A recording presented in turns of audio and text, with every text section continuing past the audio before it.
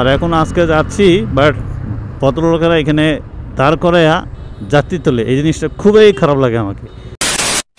Hello everyone, this is another new video. আশা করি সবাই ভালো আছেন, আমিও ভালো আছি। আর আজকে যাচ্ছি হচ্ছে আজকে অবশ্যই টাইটেল থেকে বুঝতেছেন, যাবো 300 ফিটে।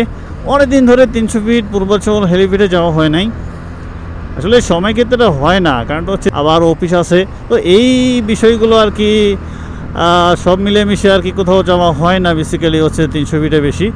আর এখন আজকে যাচ্ছি, বাট ভদ্রলোকেরা এখানে দাঁড় করাইয়া যাত্রী তোলে, এই জিনিসটা খুবই খারাপ লাগে আমাকে। এই জিনিসটা করার কি দরকার আছে?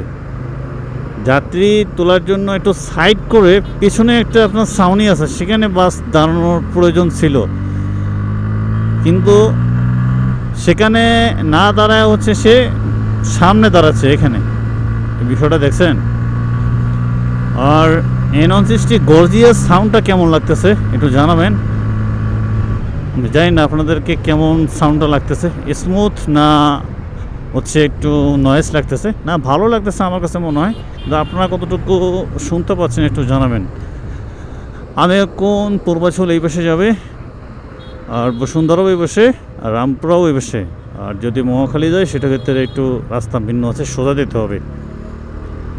মহাখালী বনানী,